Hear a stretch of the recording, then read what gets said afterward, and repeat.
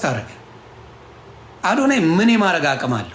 ኖ አትችሉ ምን እንደማይለታ ጆሮውን ይዘው ይወረውሩታል። ስለዚህ አዶናይ በጥንቃቄ መስራት አለበት። ጆን ዳንኤልም ይሄን ልንገርህ፣ ምናልባት አጠገብ ያሉ ጓደኞች የማይጠቅሙ ጓደኞች አሉ ብዬ አስባለሁ። ጆን ዳንኤል ቁርሾ የገባው እኔ እሱን ለመጉዳት ብዬ ያረኩት አንዳች ነገር የለም። እግዚአብሔር በሚያውቀው እናንተም ታውቃላችሁ። ግን ሌሎች ሰዎች ተባብረው ድራማውን ሰሩት። ብልጽግናዎች ገቡበት ምናምን ገቡበትና ዮኒ ማኛ ነው የሚያደርገው። እኔ ተጠርቼ የመጣው ሰውዬ አትንኩት ያለ ሰውዬ አንተ ነው የበደልከው ተብዬ እኔ ላይ ነው ነገሩ የጨው። ግን እግዚአብሔር በሆነ ጉዳይ ላይ አስተካክሏል።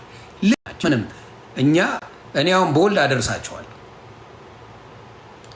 ስለዚህ እማወራችሁ እንደ አባትም እንደ ወንድምም ሆኜ ነው እማወራችሁ። በጥሩም በመጥፎም ሁለታችሁም ማየት ትችላላችሁ። ተግባባን? እኔ እንደኔ ሀሳብ እናንተ ኮላቦሬት ብታደርጉ በመሃላችሁ ያላችሁን ችግር ፈታችሁ አንድ ላይ ሆናችሁ ብትሰሩ የት መድረስ እንደምትችሉ ታውቃላችሁ። ለሰከንድ አስባችሁ ታውቃላችሁ? ግን አስባችሁ ታውቃላችሁ?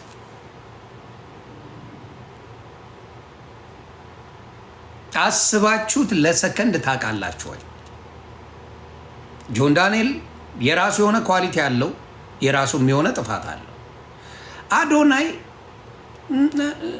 አዶኖ ጥፋት አለው ለማለት ትንሽ እቸገራለሁ። በአደባባይ ጥፋቶቹን አዶናይ ብዙ አላሳየንም፣ ሀቃቅ ስለሆነ ማለት ነው። በአደባባይ የሆነ ሸለምጥማጥነት ምናምን ተንኮል የሆነ ሴራ ምናምን አዶናይ ላይ አላየውም። እግዚአብሔር በሚያውቀው አርንሲ ያየሁትን ነው የምመሰክረው። አላየውም። ለመበሻሸቅ የሚያደርገው ነገር የለውም አዶናይ። ሀቃቅስል ለመበሻሸቅ አዶናይ የሚሄድ ልጅ አይደለም። ብሽሽቅ ውስጥም የሚገባ ልጅ አይደለም አዶናይ አይደለም። ስለዚህ ጆን ዳንኤል ይሄን አንተ ምንድን ነው የመበሻሸቅ አይነት ሙድ ውስጥ ገብተሃል። ስለ አክሱም ስለተጮኸ መጮህ የነበረበት አክሱም ብለው የመጡት መቼ ነው? የዛሬ 6 ወር ምናምን ከዛ በፊት አሁን አይደለም ስለ አክሱም የተወራው። እኔ ደግሞ መረጃ አምጡ የምል ሰው ነኝ። አክሱም ላይ የተጨፈጨፉ የታረዱ ሰዎች ካሉ ይምጣ መረጃ፣ ውጋቸው፣ ችግር የለብኝም። አንተ ግን ምንድነው ያረከው ጆን ዳንኤል መሰለ?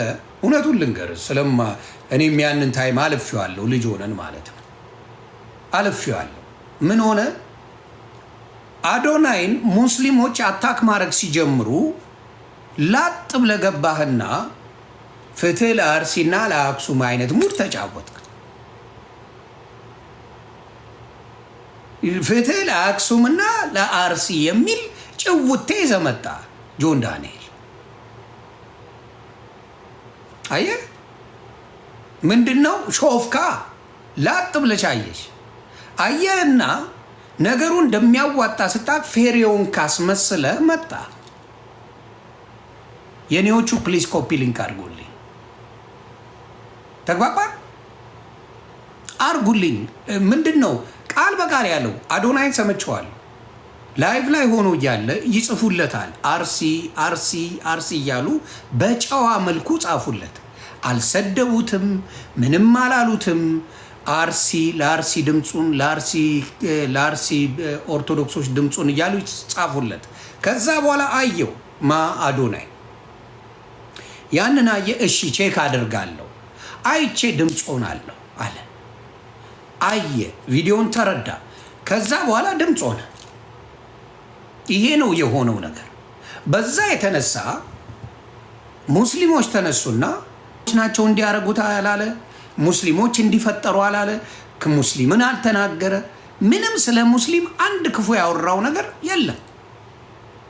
አርሲ ላይ በሚገደሉ ኦርቶዶክሶች አዝኛለሁ፣ ይሄ ትክክል አይደለም ነው ማን ያለው? አዶናይ።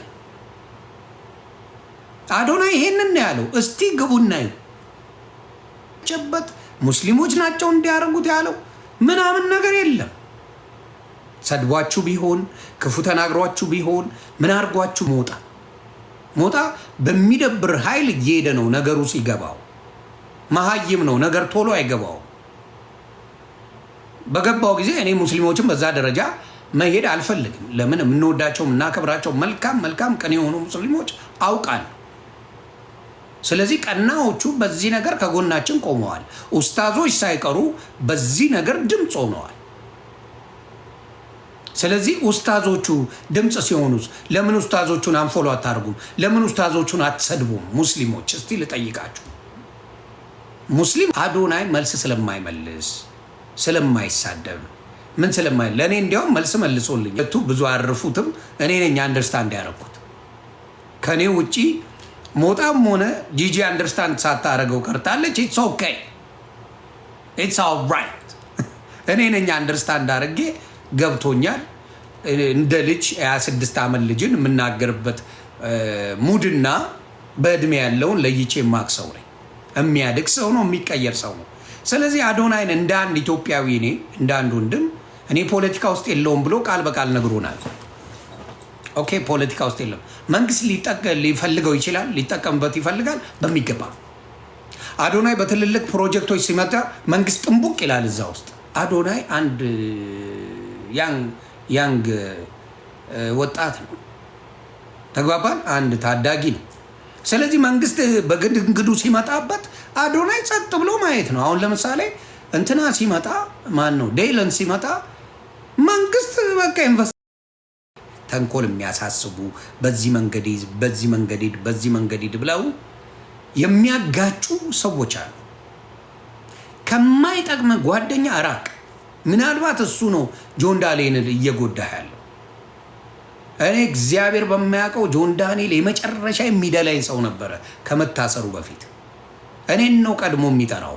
ገብታችሁ ማየት ትችላላችሁ። ጆን ዳንኤል ዮኒ ማኛ ብሎ ነው የሚለው። ከዮዳ ጉቶ ጋር ሆኖ ራሱ እኔን አንድ ነገር ጉቶ ሲል ጆን ዳንኤል አስወራው።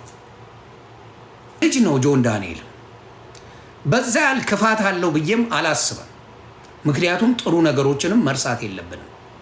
ጆን ዳንኤል ለብዙ ለተቸገሩ ሰዎች ደርሷል። የማይካድ ነው። ጠቅመኝ ነገር ግን የለም። ጆን ዳንኤል ብዙ ሰዎችን ረድቷል፣ ብዙ ሰዎችን አግዟል። ከልቡ ቀርቦ ብዙ ነገር አድርጓል። ስለዚህ ምንድነው ማድረግ ያለብን እኛ? ጆን ዳንኤልም እንደዚህ የሚያቃቅሩ ሰዎች አጠገብህ አሉ። አሁን እንትናን ካየኸው ማናጀር አለው። አየህ ፕሮፌሽናል መሆን ፈልጓል። ማናጀር አለው። ጋይድ የሚያደርግ ሰው አለ። አዶናይ ጋይድ የሚያደርግ ሰው አለ። እሱን ምን የሚያደርገው ሰው አለ? ጋይድ የሚያደርገው ሰው አለ። ምን የሚያደርገው ይሄን እንዳትል፣ ይሄን እንዳታረግ፣ እንደዚህ እንዳትሆን የሚለው አለ። አንተ ማንም የለም፣ በራስ መንገድ ነው የምትሄደው። ስለዚህ ታበላሸዋል። ስታበላሸው ደግሞ ታዋቂ ሰው ስለሆንክ ገስዋት ወገበን ይለዋል። ስታበላሸው ምን ትባላለህ? ታዋቂ ሰው ስለሆንክ ዜሮ ነው የሚከቱ። ከባድ ነው። ታዋቂ ሰው ስትሆንና ሬጉላር ሰው ስትሆን ይለያያል። ጆን ዳንኤል እንዲያረገ ጆን ዳንኤል እንደዚያ ሆነ ቢባል ወዲያውኑ ነገር እንክትክቱ የሚወጣው። ስለዚህ ጆን ዳንኤል ያቺን ነገር ቀይር። ማናጀር ያስፈልግሃል። ጋይድ የሚያደርግ ሰው ያስፈልግሃል። ኢትዮጵያ በትንሽ ብር አሪፍ ሰው መቅጠር ትችላለህ። ጥሩ ለአንተ በሳል ነው የምትለው አንተን ለብዙ ደረጃ ያደርሰኛል የምትለውን ሰው ከቀጠርክ ናው ዩር ፕሮፌሽናል። ስለዚህ እንደ በልህ በሚመስል ነገር ብቻ አትሄድም። ተግባባን? ቴዲ አፍሮ ቁንጮ ላይ የደረሰው ትልቅ ማናጀር ስላለው ዩሲ አንተ ምናልባት ራስን የምታይበት ሌቭል ገና ያንግ ነኝ። ሰክሰስ ግን ከያንግነት በላይ ነው። ገባ? ገንዘቡ እውቅናው ምኑ ከአንተ በላይ ነው። ቤተሰቦች በዛ ደረጃ አቅምም ፋይናንሻሊ እንትንም የላቸው። ስለዚህ ያ ሰክሰስና ያ እውቅና ካለ ይገር ቢ ኬርፉል። የሆነ ሰው ያስፈልጋል። ተግባባ? የሆነ ሰው ያስፈልጋል። የሚሰማ ስሜት አለ። ተግባባን? በጣም የሚሰማ ስሜት አለ። ይህን ነገር ለሁለቱም ድምፅ ስለሆንኩ እንዴት ሰው ይቀየመኛል ብለህ ልታስብ ትችላለህ። መጠየቅ ነው። አጠፏት ኦርቶዶክስ። ስለዚህ መፍትሄ ምን ማድረግ አለብን? አንድ ላይ ይዘን መምጣት አለብን። ምን አይነት መፍትሄ? አትግደሉም ብቻ ሳይሆን ኦርቶዶክስ ታጠቅ፣ ተዘጋጅ የሚል መሴጅ ነው ይዘን የመጣ ነው። ከእንግዲህ በኋላ ማንንም ላለመስማት መንግስት ባናትን ትተከላል። ምን አባህም አታመጣ። ከህዝብ የበለጠ መንግስት የለም። ትደራጃለህ፣ ራስን ትከላከላለህ። እየሞትክ አትሄድም። ከዚህ በኋላ ምን ታደርጋ? ትደራጃለህ። ማን አባቱ ይነካሃል? ማን አባቱ ይነካል? አሁን ለምሳሌ በሙስሊም ብትሄድ ኢትዮጵያ ላይ 20 ሚሊዮን አይሞሉም። ምናልባት 20-30 ሚሊዮን እንዴት በለኝ። እንድትንጫጫ አይደለም፣ እውነቱን ነው የምነግርህ። 20 ሚሊዮን ሜይ ቢ 30 ማክሲመም። እንዴት በለኝ። ኦሮሚያ ክልል ብቻ ነው ሙስሊም ያለው እና ሶማሌ ክልል ሙስሊሙ ያለው። አብዛኛው ቦታ ብትሄድ ሙስሊም አይደለም። አማራ ክልል ብትሄድ ሙስሊም የለም። ትግራይ ብትሄድ ብዙ ሙስሊም የለም። ደቡብ ብትሄድ አብዛኛው ፕሮቴስታንትና ኦርቶዶክስ ነው። ስልጤ ነው ያለው። ስልጤ ነው ሙስሊም እና በትንሹ ጉራጌ ያለ እና ኦሮሚያ ክልልም የተወሰነ ነው ያለው። ብዙ ሙስሊም የለም።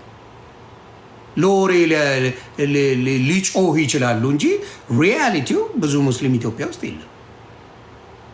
እውነቱ ያ ነው።